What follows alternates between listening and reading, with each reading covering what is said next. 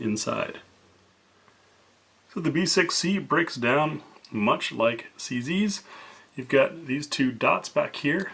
You want those to line up.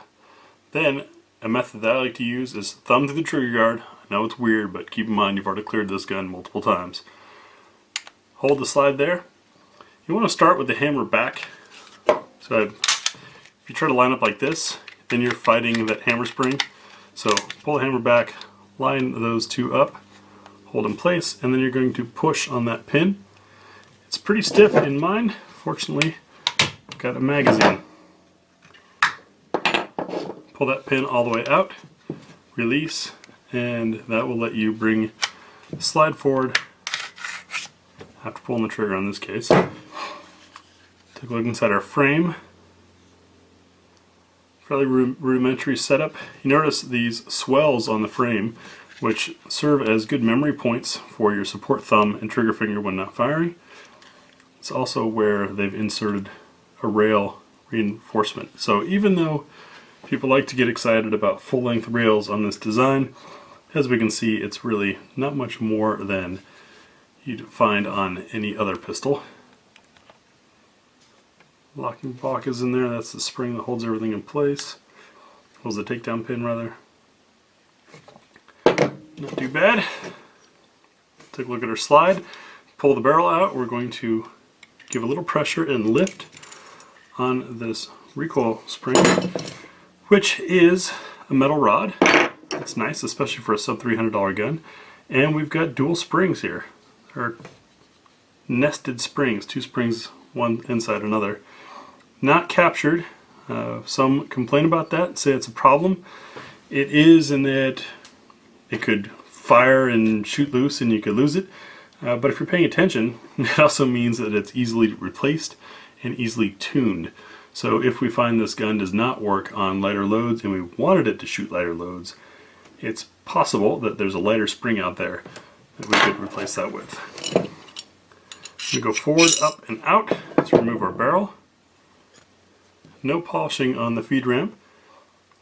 Don't expect a lot out of a gun of this price other than reliability. I'm going to check chamber fitment with our nozzler match. We've always used this because it has been the most consistent ammunition that I have ever tested. Drops in nicely. Got some play in there. That'll be good for the steel cased ammo. And looking at chamber support, which is how much brass beyond that little edge is popping out.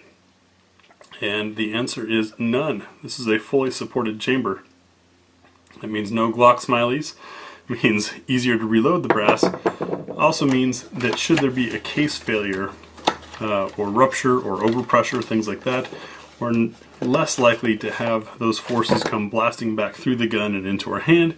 More likely those forces are going to leave the barrel. So fully supported chambers, though not always necessary, they're always a good thing. Machining inside the slide looks very nice. There's our safety plunger.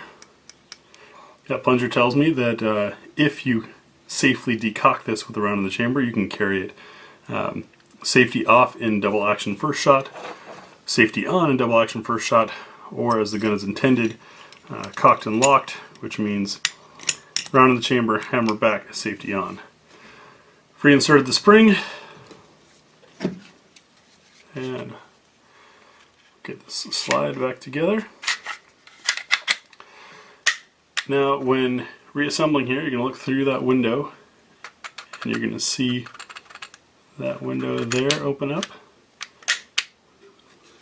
It's closed, pops open, and that's where you want to insert your takedown pin.